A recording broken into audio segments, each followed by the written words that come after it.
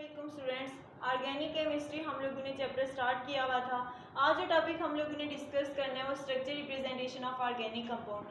Mean के organic compound को represent करने के कौन कौन से ऐसे मेथड हैं कि हम ऑर्गेनिक कंपाउंड को रिप्रेजेंट कर सकते हैं।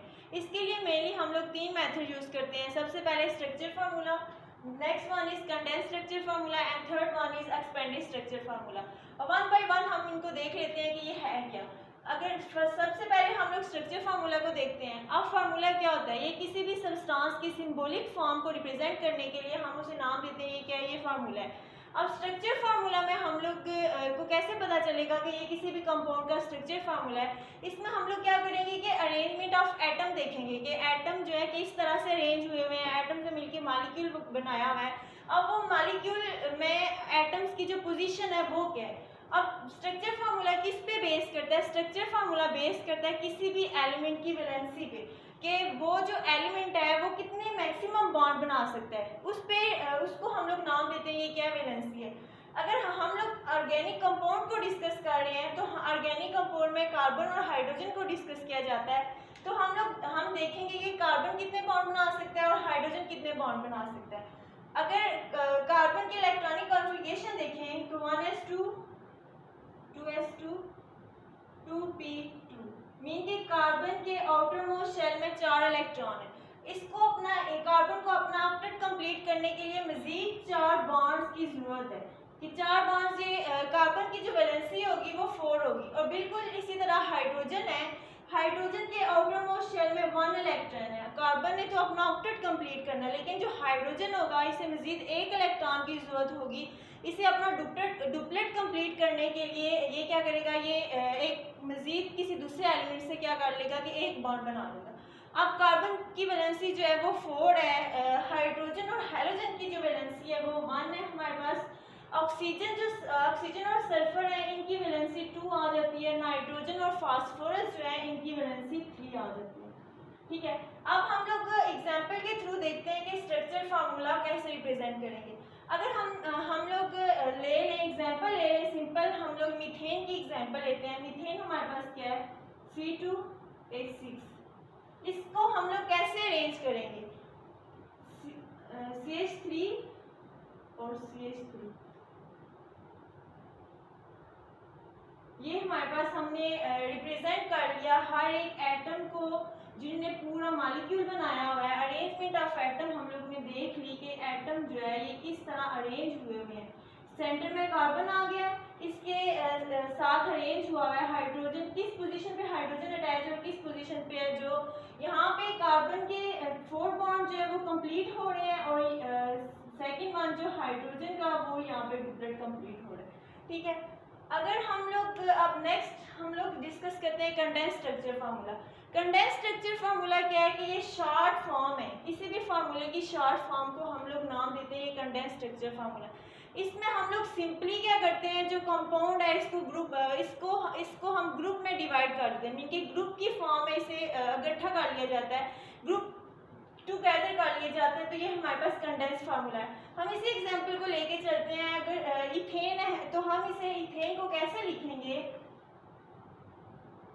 CH3 और CH3, इनके दरमियान कोई बॉन्ड हम लोग रिप्रेजेंट नहीं करेंगे क्योंकि ये C2H6 था ना, 6 था, और इसको हम लोगों ने यकजा कर लिया, ग्रुप टुगेदर कर लिया है। तो ये जो फार्मूला होगा इसको हम लोग नाम दे देंगे कंडेंस स्ट्रक्चर फार्मूला है। थर्ड वन जो टाइप है हमारे पास वो है expanded structure formula. Expanded structure formula में क्या करते हैं कि हम बॉन्ड को रिप्रेजेंट करते हैं कि कितने बॉन्ड जो है वो कोई कंपाउंड है वो कितने बॉन्ड किसके साथ कितने बॉन्ड बना रहे हैं। हम लोग एग्जांपल लेते हैं कार्बन डाइऑक्साइड की। अब यहाँ पे कार्बन ने अपना ऑक्सीजन ने अपना ऑक्टेट कंप्लीट करना है और कार्बन ने भी अपना ऑक्टेट कंप्लीट करना है। तो ये यहाँ पे कैसे एक्सपेंडेड स्ट्रक्चर फार्मूला में हम लोग रिप्रेजेंट करेंगे कि ऑक्सीजन, कार्बन ने डबल बॉन्ड विद ऑक्सीजन, और फिर यहाँ पे जो ऑक्सीजन कार्बन है इसकी हम लोग देखें तो ये अपना जो है वो इसने अपना ऑक्टेट जो है वो कंप्लीट किया हुआ है। अभी हम लोगों ने इनकी जनरल कैरेक्टरिस्टिक पढ़नी है ऑर्गेनिक कंपाउंड की। सबसे पहले जो है जनरल कैरेक्टरिस्टिक वो है हमारे पास कंपोजिशन। ऑर्गेनिक कंपाउंड मीन उसमें कार्बन और हाइड्रोजन जो होते हैं, मेनली कार्बन और हाइड्रोजन को डिस्कस करते हैं। कंपोजिशन कंपोजिशन की बात करें तो ये कंपोज हुए होते हैं कार्बन, इनके मेजर जो कंपोनेंट होगा वो कार्बन होगा, कार्बन प्लस हाइड्रोजन, और इनके साथ दूसरे कंपाउंड ऑक्सीजन, सल्फर वगैरह जो है ये भी प्रेजेंट होंगे। लेकिन इनके जो कंपोजिशन जो मेन एलिमेंट्स होता है वो कार्बन एलिमेंट्स है, मेन एलिमेंट जो है वो कार्बन है, कार्बन से मिलके ये बाकी सारे जो है इनकी कंपोजिशन के कार्बन जो है वो मेनली कंपोज कार्बन से ये मिलके बने होते हैं। नेक्स्ट जो प्रॉपर्टी है वो कोवलेंट बॉन्ड, इनके कोवलेंट कंपाउंड होते हैं, इनके दरमियान जो बॉन्ड होता है कार्बन हाइड्रोजन के दरमियान जो बॉन्ड होता है वो कोवलेंट बॉन्ड होता है। और कोवलेंट बॉन्ड हमारे पास क्या है, कोवलेंट बॉन्ड ऐसा बॉन्ड है जो म्यूचुअल शेयरिंग से बनता है, इलेक्ट्रॉन की म्यूचुअल शेयरिंग हुई होती है। अगर हम कार्बन हाइड्रोजन की बात करें तो ये ऐसा बॉन्ड होगा जो कार्बन भी शेयर कर रहा होगा और हाइड्रोजन भी शेयर कर रहा होगा। यहाँ इस पे कार्बन का जो है वो ऑक्टेट कंप्लीट होगा और हाइड्रोजन का जो है वो डुप्लेट कंप्लीट होगा। और ये कोवलेंट बॉन्ड जो है ये पोलर भी हो सकता है और नॉन पोलर भी हो सकता है। पोलर मीन के इनके दरमियान जो है वो पोल्स डिवेल्प हो जाएंगे। पोल्स कैसे डिवेल्प होंगे, due to difference electronegativity difference जो है वो होगा, तो फिर क्या होगा, ये इनके दरमियान पोल जो है वो डिवेल्प हो जाएंगे। जैसे अगर हम वाटर ले लें, वाटर के एग्जांपल ले लें तो ये वाटर जो होगा ये पोलर कोवलेंट बॉन्ड हो, कोवलेंट कंपाउंड होगा। और नॉन पोलर में क्या होगा कि नॉन पोलर की एग्जांपल ले लें तो कार्बन टेट्राक्लोराइड के यहाँ पे इनके दरमियान कोई पोल जो है वो क्रिएट नहीं होगा। और ये कोवलेंट बॉन्ड जो है ये पोलर भी हो सकता है, नॉन पोलर भी हो सकता है। नेक्स्ट जो कैरेक्टरिस्टिक है, नेक्स्ट जो प्रॉपर्टी है वो है मेल्टिंग एंड बॉइलिंग पॉइंट। अब जो ऑर्गेनिक कंपाउंड होते हैं इनके जो मेल्टिंग और बॉइलिंग पॉइंट होता है ये लो होता है। लो होता है तो क्या होता है कि रूम टेम्परेचर पे ये वोलेटाइल कर देते हैं, मीन के रूम टेम्परेचर में अगर हम इन्हें ओपन वगैरह करके रखें, खुले इसी तरह रख दें तो क्या होगा कि ये गैसियस फॉर्म में चले जाएंगे, रूम टेम्परेचर पे ये क्या कर देंगे, वोलेटाइल हो जाते हैं। नेक्स्ट जो प्रॉपर्टी है वो है सॉल्युबिलिटी, मीन ये ऑर्गेनिक कंपाउंड जो है वो ऑर्गेनिक सॉल्वेंट, जैसे कि हमारे पास बेंजीन है, एसीटोन वगैरह है, इनमें ये क्या होंगे, सॉल्युबल होंगे। और वाटर में ये सॉल्युबल, लेस सॉल्युबल होंगे इन वाटर। लेकिन जो इनऑर्गेनिक कंपाउंड है वो वाटर में इजीली सॉल्युबल हो जाएंगे। अब नेक्स्ट जो प्रॉपर्टी है वो है रेट ऑफ रिएक्शन। अब ऑर्गेनिक कंपाउंड का जो रेट है, रिएक्शन का रेट है, मीन के रिएक्टेंट्स जो है कंबाइन करते हैं, मिलके प्रोडक्ट बनाते हैं। रिएक्टेंट के कंबाइन करने की जो स्पीड है, इनका जो रेट है कि रिएक्टेंट किस स्पीड से जो है रिएक्टेंट कंबाइन कर रहे हैं और हमें प्रोडक्ट दे रहे हैं, उनका जो रेट ऑफ रिएक्शन है वो स्लो है। और इन्हें एक specific condition mean specific temperature, specific pressure जो है वो रिक्वायर्ड होगा अपने रिएक्शन को प्रोसीड करवाने के लिए। क्या स्पेसिफिक टेम्परेचर और स्पेसिफिक इनको प्रेशर जो है वो रिक्वायर्ड होगा। अगर बात करें इनकी स्टेबिलिटी की तो क्या होता है कि ऑर्गेनिक कंपाउंड जो है वो लेस स्टेबल होते हैं। जब ऑर्गेनिक कंपाउंड को थोड़ा सा हीट किया जाता है तो क्या होता है कि वो डिकम्पोज हो जाते हैं। इससे पता चलता है कि जो ऑर्गेनिक कंपाउंड हैं वो लेस स्टेबल हैं as compare to inorganic compound. Next जो प्रॉपर्टी है वो है कंबस्टन। हम लोगों ने बात की कि जो मेनली ऑर्गेनिक कंपाउंड हैं वो मेनली कंपोज हुए हैं हाइड्रोजन, कार्बन और हाइड्रोजन के। मीन के इनमें जो मेजर अमाउंट होती है वो किसकी होती है, कार्बन की जो कंसंट्रेशन होती है वो बहुत ज़्यादा होती है।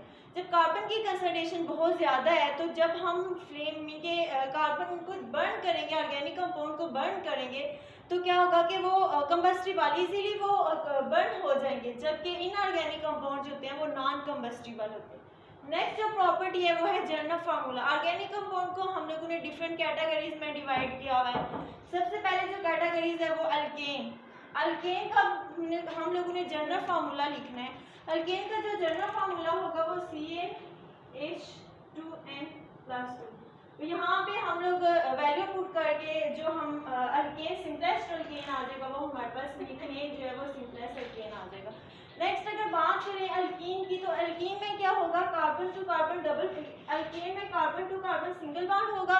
अल्कीन में क्या होगा कि carbon to carbon double bond present होगा। और अल्काइन में क्या है कि carbon to carbon triple bond जो है वो प्रेजेंट है। अल्कीन का जनरल फार्मूला क्या होगा, अल्कीन का जनरल फार्मूला CnH2n। और जो इसको जब हम नेम देंगे और हमारे पास सिंपलेस्ट अल्कीन क्या है, इथीन है जो है वो सिंपलेस्ट अल्कीन है। ठीक है। नेक्स्ट हम लोग एल्काइन आ जाता है। अब एल्काइन में क्या होगा कि carbon to carbon triple bond होगा।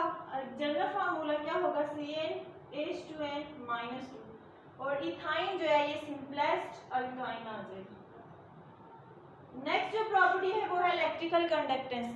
हम लोगों ने बात की कि जो ऑर्गेनिक कंपाउंड होते हैं इनमें कोवलेंट बॉन्ड प्रेजेंट होता है। कोवलेंट बॉन्ड मीन जो बॉन्ड है वो शेयर किया जाता है, दो म्यूचुअल शेयरिंग होती है, दो एलिमेंट क्या करते हैं बॉन्ड को इक्वली शेयर कर रहे होते हैं। इस वजह से